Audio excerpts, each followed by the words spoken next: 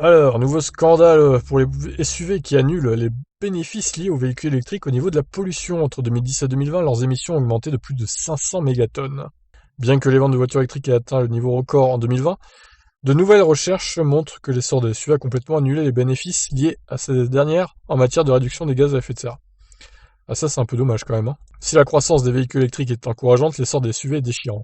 Phrase choc.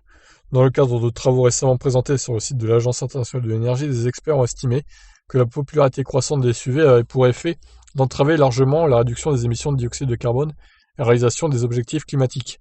Alors que la consommation de combustibles fossiles et des véhicules conventionnels hors SUV a baissé d'environ 10% en 2020, soit l'équivalent de plus de 1,8 million de barils par jour, la majeure partie de cette baisse est due à la réduction des déplacements en raison de la pandémie, et donc probablement temporaire.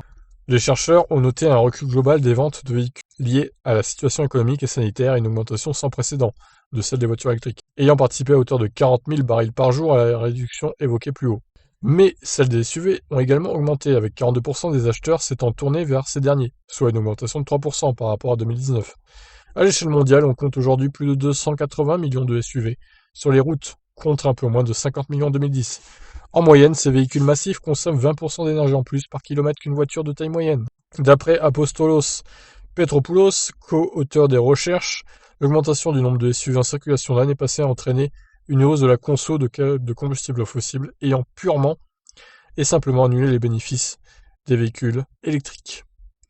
Cette tendance signifie que les émissions globales de l'ensemble des voitures ne diminuent pas, malgré la croissance du secteur électrique, souligne Glenn Peters du Centre de recherche climatique Cicero en Norvège.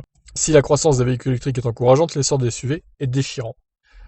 Ce constat s'applique également à la dernière décennie, avec une réduction des émissions de CO2 provenant des véhicules conventionnels entre 2010 et 2020 ayant atteint près de 350 mégatonnes grâce à des facteurs tels que l'amélioration du rendement énergétique et du passage à l'électrique, tandis que dans le même temps, les émissions des SUV ont augmenté de plus de 500 mégatonnes, ce qui est quand même colossal, effectivement. De nombreuses raisons expliquent la popularité des SUV, estime Petropoulos.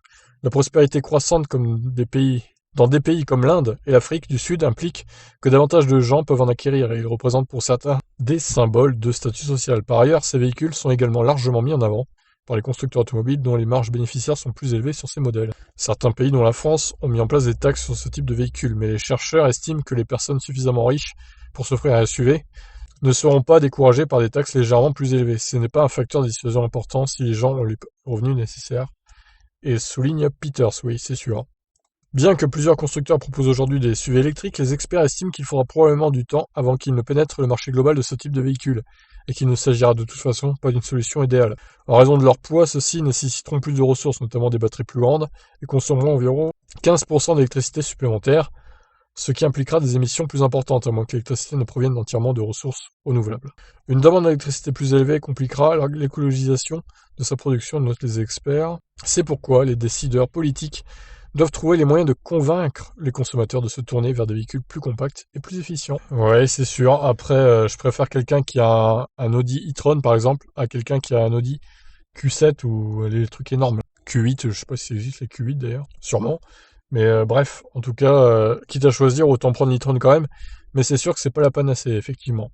Donc voilà, les SUV qui annule les effets bénéfiques des voitures électriques en termes de consommation de CO2. C'est un peu ballot. Alors imaginez s'il n'y avait pas de voiture électrique, hein. Ça, les chiffres seraient catastrophiques, clairement. Je vous laisse donc réagir. Qu'est-ce que vous en pensez? Faut-il interdire les SUV thermiques? Allez, ciao ciao.